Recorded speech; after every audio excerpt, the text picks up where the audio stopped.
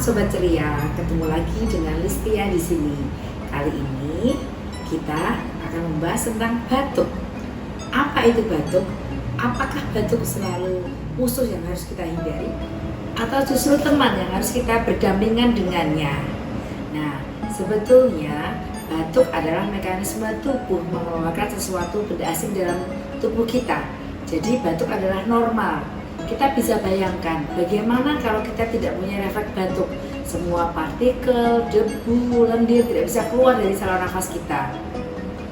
Batuk dengan frekuensi sehari kurang dari 11 kali per hari masih normal. Tetapi kadangkala batuk itu bisa menjadi sumber patologis kalau dia dibarengi dengan infeksi virus atau bakteri. Beberapa mekanisme pertahanan yaitu mucociliary clearance atau pembersihan saluran nafas dan batuk. Mucociliary clearance artinya bahwa di dalam bronkus kita itu ada silia-silia atau rambut-rambut halus. Ya, dia berfungsi dengan gerakan silia itu dengan gerakan sirkuler akan menghalau lendir, partikel atau bakteri keluar. Dan kemudian dengan mekanisme batuk secara eksklusif akan mengeluarkan partikel lendir itu keluar. Klasifikasi batuk ada 3 macam, yaitu batuk akut, batuk kronik, dan batuk kronik berulang. Batuk akut kalau batuk itu terjadi kurang dari 2 minggu. Kalau batuk kronik terjadi lebih dari 2 minggu. Selain itu ada batuk kronik berulang. Batuk kronik berulang terjadinya selama 2 minggu dan atau terjadi dalam 3 episode berturut-turut dalam waktu 3 bulan dengan atau gejala respiratori yang lain. Batuk akut yang terjadinya kurang dari 2 minggu, sebagian besar penyebabnya adalah karena infeksi pernafasan yang akut yang biasa disebabkan oleh virus, sehingga merupakan penyakit yang self-limiting disease atau membaik dengan sendirinya. Selain itu, batuk akut juga bisa disebabkan karena inhalasi atau menghirup bahan-bahan tertentu, misalnya asap rokok, debu, dan sebagainya. Sedangkan batuk kronis, dokter harus membedakan dan mendiagnosis untuk melacak apa penyebabnya. Dan penyebab batuk kronik pada anak-anak kita bedakan berdasarkan usia. Untuk usia bayi, penyebab terbanyaknya adalah karena kelainan kongenital, misalnya laringomalacia atau vascular web. Yang kedua adalah karena infeksi, misalnya karena pertusis, atau karena virus, atau karena chlamydia. Yang ketiga misalnya karena pneumonia aspirasi, karena minum tersedak. Yang keempat misalnya karena perokok pasif. Yang kelima bisa disebabkan karena asma. Dan yang keenam juga bisa disebabkan karena gastroesophageal reflux atau sering gumoh. Jadi jangan anggap enteng gumoh pada anak-anak. Walaupun gumoh sering terjadi pada anak-anak, tapi pada kondisi tertentu ternyata bisa menyebabkan batuk yang kronik pada bayi Anda.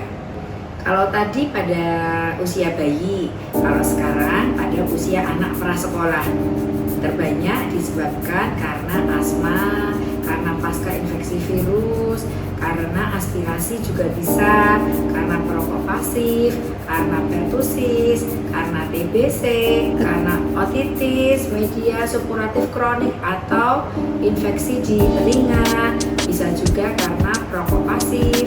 Yang lain juga bisa disebabkan karena refleks gastroesofageal atau juga bisa karena bronkiektasis. Untuk anak-anak yang lebih besar usia sekolah, selain yang tadi disebutkan, juga sering juga disebabkan karena sinusitis, psikogenik, dan juga tumor. Pada batuk kronik berulang pada anak-anak, dokter akan melakukan pemeriksaan. Yang pertama, pasti dokter akan melakukan wawancara atau anamnesis.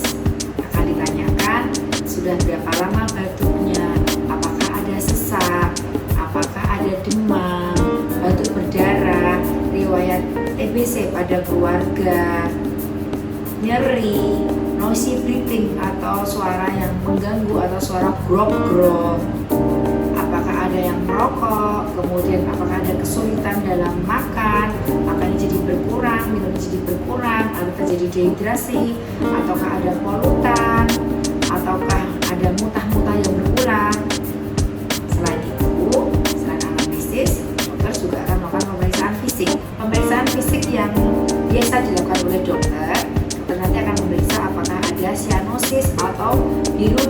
sekitar mulut, kemudian ada jari tabu atau jari yang menggelembung atau kuku yang menggelembung pada bayi, kemudian apakah ada gagal tumbuh, dilihat berat badan per tinggi badannya seperti apa, atau berat badan per umurnya seperti bagaimana, dilihat akan ada grafiknya, ada penurunan atau tidak. Selain itu dilihat juga apakah ada bronki atau grok-grok di sekitar paru-parunya, atau ada whooping cough seperti itu, atau misalnya ada pembesaran kelenjar getah bening di sekitar leher, ketiak, selangkangan, atau ada retraksi atau cekungan dinding dada pada pasien, atau mungkin dokter juga menjumpai ada kelainan di bentuk paru-parunya atau ada bunyi bising jantung. Itu juga harus dicari oleh dokter. Selain anamnesis, pemeriksaan fisik, dokter juga akan melakukan pemeriksaan penunjang. Misalnya dilakukan ronsen, pemeriksaan dahak atau sputum, atau dilakukan spirometri. Setelah dari anamnesis, pemeriksaan fisik dan pemeriksaan penunjang, dokter bisa menentukan apakah ini batuk spesifik atau batuk non spesifik. Batuk yang spesifik bisa kita kategorikan yang pertama mungkin asma. Dari asma kita akan mengetahui apakah ada riwayat alergi pada keluarga, apakah batuknya bersifat tanpa demam atau di waktu-waktu tertentu, atau ada pencetus tertentu, misalnya batuknya lebih sering ke malam, pagi, dini hari, ataukah dari pemeriksaan fisik ada wheezing atau bunyi mengi atau bunyi nik-nik. Yang kedua, mungkin adakah TB pada anak ini? Nah, dokter akan menanyakan apakah ada faktor pencetusnya, misalnya ternyata kontak dengan penderita TBC ada. Yang kedua, bagaimana dengan berat badannya, naik atau tidak, atau justru turun dalam 2 bulan berturut-turut. Apakah batuknya lebih dari 2 minggu? Kita kenal, dokter akan melakukan sistem scoring TB untuk mendiagnosis apakah bayi ini, anak ini terkena TB. Yang pertama tadi, saya ulangi, ada kontak dengan penderita TBC. Untuk kemungkinan ke arah TBC atau TB, dokter akan melakukan sistem scoring TB yang diawali dengan anamnesis, apakah ada kontak dengan penderita TBC. Kalau ada, berarti menyimpan nilai poin 3. Yang kedua, kita akan lakukan mantuk tes atau PPD tes. Kalau nanti hasil dari mantuk tes itu ada edulasi atau kemerahan dengan diameter lebih dari 10 mili atau 1 cm, berarti dikatakan mantuk tesnya positif sehingga menyimpan nilai 3. Yang ketiga adalah apakah ada riwayat demam lebih dari 2 minggu, apakah ada batuk lebih dari 2 minggu, apakah ada pembesaran kelenjar getah bening. Kemudian dari ronsen kita lihat apakah ada pembesaran kelenjar getah bening di parahiler. Untuk melacak apakah ada rhinosinusitis, dokter akan menanyakan dan memeriksa apakah ada postnasal drip atau terasa kelelep-kelelep atau ada sesuatu yang turun melalui tenggorokan. Selain postnasal drip, dokter juga akan menanyakan apakah ada morning sneeze atau nyeri di daerah sinusnya. Untuk kemungkinan ke arah laringotracheomalacia, dokter akan memeriksa apakah ada resiko failure to thrive atau gagal tumbuh. Kemudian apakah dadanya rectus excavatus atau dadanya seperti dada burung menonjol ke depan. Selain itu, atau adakah stridor inspirasi atau suara grok-grok yang dikenali terutama pada saat tarik nafas. Untuk ke arah pertusis, dokter akan melacak apakah ada conjunctival bleeding atau berdarah di sekitar konjungtivanya, dan apakah ada whooping cough atau batuk seperti itu. Untuk tata laksana batuk disesuaikan dengan penyebabnya.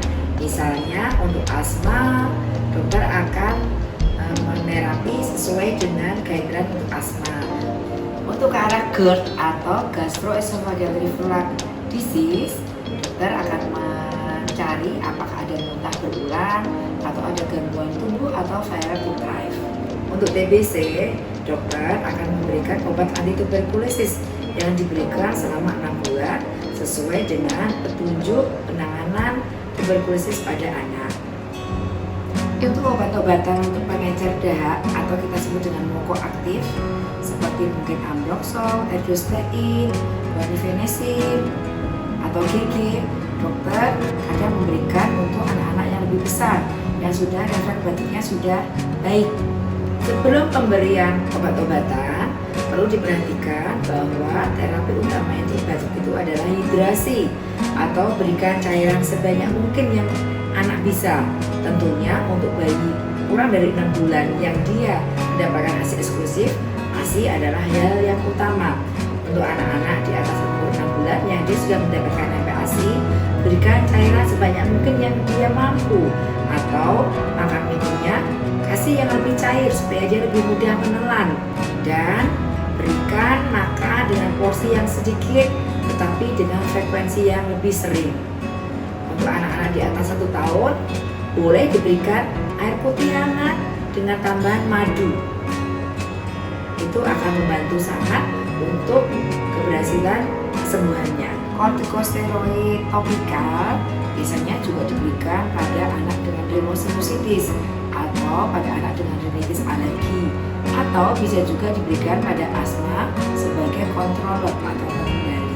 Jadi Bapak Ibu mesti lebih bijak dalam memilih obat-obat OTC atau obat-obat yang dijual bebas, karena bisa terjadi bahaya polifarmaka dan tidak terbukti efektif dalam mengatasi batuk akut pada anak-anak.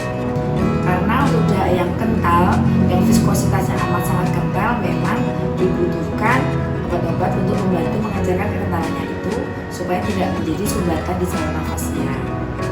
Untuk obat-obatan golongan salbutamol misalnya boleh diberikan pada anak-anak yang mengarah ke gejala asma.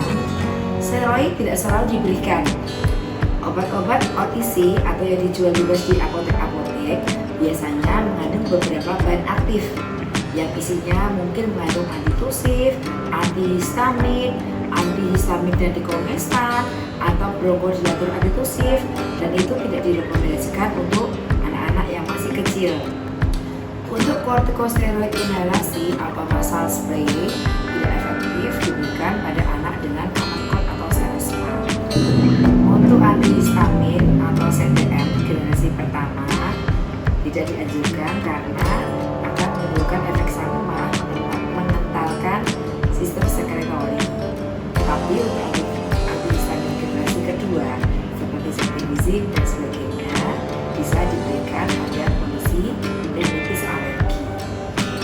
Antibiotik sering digunakan berlebihan pada batuk yang disebabkan karena virus. Sungguh saya disayangkan, batuk karena virus yang seperti saya sampaikan di depan adalah self-limiting disease. Jadi cukup penuhi kebutuhan cairannya, makan minum yang banyak, ASI diperbanyak. Tetapi pada kondisi-kondisi tertentu yang disebabkan karena bakteri, misalnya pada faringitis akut karena bakteri Streptococcus, misalnya pada otitis media, boleh diberikan golongan amoxicillin atau amoxicillin clavulanat. Sedangkan pada anak-anak dengan pneumonia, kita juga sering memberikan antibiotik. Obat-obat penekan batuk atau antitusif yang biasanya mengandung dextromethorphan atau kodein dilarang tidak boleh diberikan pada anak-anak. Jadi ayah bunda sekarang sudah lebih mengerti ya, kapan disebut batuk akut, kapan disebut batuk kronik atau batuk kronik berulang, kapan harus segera kembali ke dokter, apa yang mesti diwaspadai, kapan batuk itu sebagai teman yang harus kita berdampingan dengan dia atau justru lawan yang harus kita berantas. Nah, dari sharing kali ini semoga berguna untuk kita semua. Please like, subscribe, dan komen, dan share sebanyak-banyaknya supaya berguna untuk orang lain. Dadah!